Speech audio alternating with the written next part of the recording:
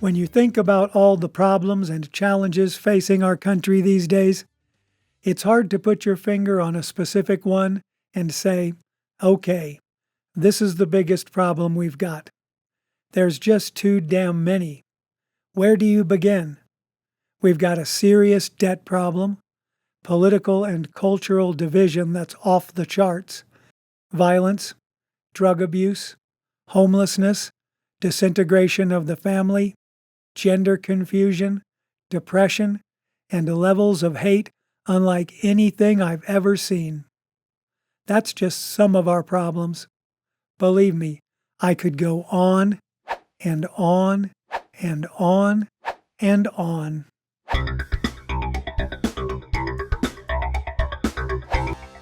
One of the most serious of our many societal sicknesses is the age-old scourge of crime. C-R-I-M-E. From petty to violent and everything in between. We're living in a new age of lawlessness, the Somalian model of law and order. We forgive it, we excuse it, we normalize it, we glamorize it. All of it.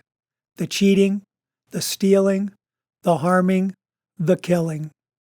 Crime has become a common element of daily life in America. And how did we get here? Incompetent lawmakers, spineless DAs, soft on crime policies, progressive judges, all of the above?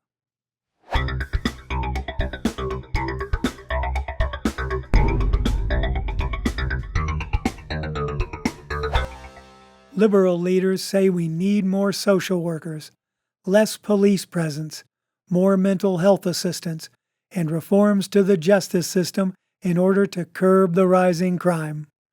But it's their misguided approach to law enforcement, or lack of, that led to the current epidemic. Coddling criminals isn't the answer, nor is treating them like victims. If we keep releasing repeat offenders back onto the streets without facing any consequences, what's going to discourage them from making the same mistakes? Nothing. After careful consideration, this court has determined that stupidity is not a crime. Therefore, liberals are free to go. Case dismissed. Why do we allow assaults on innocent people, mobs taking over city streets, deadly drugs, carjacking, illegal guns flooding our cities, gang violence, harassment, and law-abiding citizens living in fear in their own communities? The more we tolerate it, the more acceptable it becomes, and the more desensitized we become to it. At what point do we devolve into a completely unsafe society where criminals run rampant in the streets? Cities like LA, Chicago, and New York are already headed in that direction.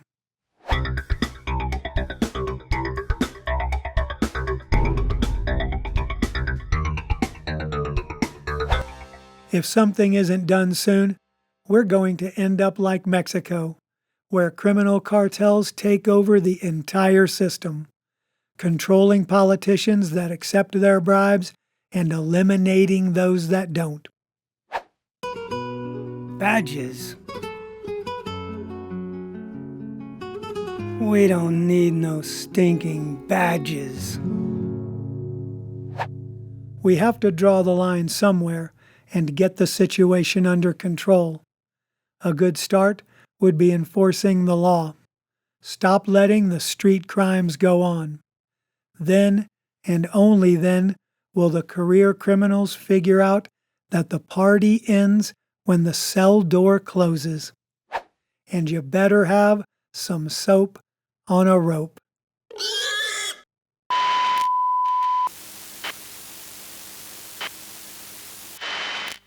Be sure to get your COVID booster before committing any crimes.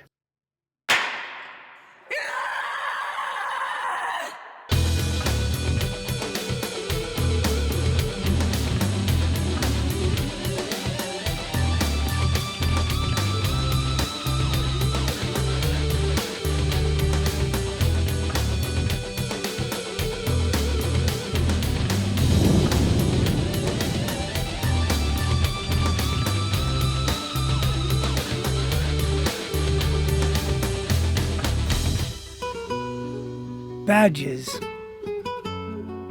We don't need no stinking badges.